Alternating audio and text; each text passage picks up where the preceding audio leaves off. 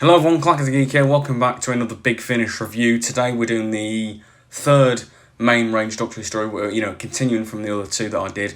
Today we're doing the third main range Doctor Who audio, Whispers of Terror, starring Colin Baker, 6th Doctor, and also Perry, played by Nicola Bryant. And this one, this is where the fun begins.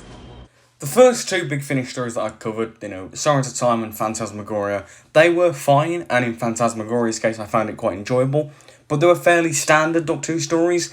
This one is where you really do see Big Finish's experimental side, and they're really pushing the boat out, and this one feels like it could only be made on audio, and it could not be a TV story, this one. But let me back up. So the general premise of this one is that the 6th Doctor and Perry land at a museum where sound is preserved. So security, recordings, interrogation tapes, and the speeches of this deceased actor, Vistine Crane. I might have pronounced that wrong, but the speeches of this actor. And right off the bat, that's a really cool concept, a cool setting, and again, plays with the audio format. The other two, the previous two, they were enjoyable, but they were fairly standard, and you could see them being done on TV. But this one, it plays with the fact that it's an audio media. It does it differently, and it plays with that idea really well. And speaking of that actor's speech, they distort that throughout in the first couple of parts. You hear that speech again and again, and they kind of distort it and pitch it differently, and it's a lot of immersive sound design like that. It's just very weird and trippy, and it's a really great experience. And the sound design in general is great, and it helps capture that weird feeling, that very abstract kind of, it's a very weird concept, and it's done really well, and the sound design is fantastic. However, the music in the story, the incidental music, did feel very mid-80s. It felt very much like the Colin Baker, so it did still feel like a Doctor Who story and like a classic Who story, but it not in the way that you'd see it on TV. But the sound design overall is just great, and it is Big Finish for the first time really with Doctor Who that they took advantage of the fact that it is an audio format and played around with it. Now I'm going to talk about the Doctor himself, played by Colin Baker, and I always tend to love the Colin stuff on audio. I think his stuff is great, and definitely in comparison to Davison, I love him a lot more, just because Colin has that presence, even though he can have the physical presence, his voice as well is very booming and loud, and obviously because he was very arrogant, and that's part of his personality, but he really does have a presence, and I think because it's to do with sound, I think this story really does suit Colin a lot.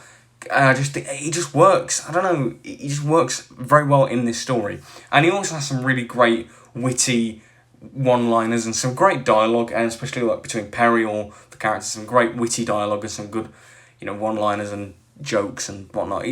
Colin is always great on Big Finish, I think. Speaking of the other characters, you've got a couple of Doctor alumni. You've got Peter Miles playing the museum curator who appeared in Genesis of the Daleks, the fan favourite stories Nida, and you've also got Lisa Bowerman as the main villain, technically in this one, and she played Bernice Summerfield in these audios, but also before they got the Doctor Who licence, because she was a book character and she'd been brought into Big Finish, and she played she's a well-known Big Finish alumni, and she's in the story as the kind of main human villain, but then there's also the proper alien threat, which is a sound creature, which it plays into the idea of Big Finish taking advantage that they're an audio medium and having a sound monster. That's not really good. And minor spoiler here, but the main twist is that the actor that I was on about earlier, the deceased actor, had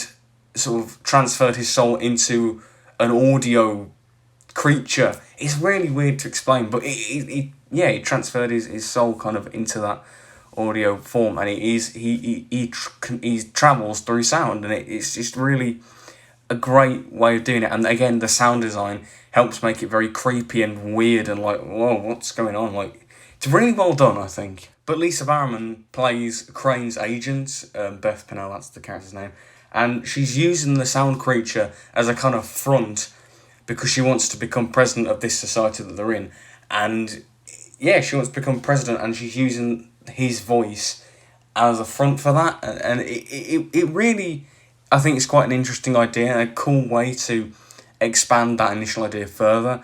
And because she's playing his agent, it's kind of that kind of power dynamic that is interesting, I think. Although I will say it didn't quite land as as much as it should have. The impact wasn't quite as impactful, I should say, because I think at points in the story, not just with that, but with a few other things in the story as well, they don't land quite as hard because they do dive into a bit too much technobabble at points. So it's kind of like I needed just to. So what was that again? I need to just clarify it in my head. Like, hold on. So that was that, and that. It's a bit of technobabble here and there, and it does kind of not ruin the story, but a few bits are damaged, and they're not as impactful, I think, as they could have been, personally. Overall, it's a very experimental story. It's very weird and different, but I really enjoyed it, and it really goes for it. And as I've said many times in this review, it's Big Finish taking advantage of the audio-only format, and it's a really cool story. Not perfect. There's obviously a few scripting issues for me, and the characters aren't spectacular, but they're not bad, actually. The characters are alright. But overall, I'm going to give it an 8 out of 10. Maybe a light 8 out of 10. But I still thought it was a great one, and it's definitely a recommended listen if you get the chance. But yeah, what do you think of Whispers of Terror? Let me know in the comments below. Do you love it? Do you hate it? Whatever you think. What do you think of Colin Baker and Big Finish? Anything, I don't know. Let me know in the comments below. Be sure to like and subscribe and click the bell so you don't miss a thing. And this is Clack of the Geek signing out. Goodbye, everyone.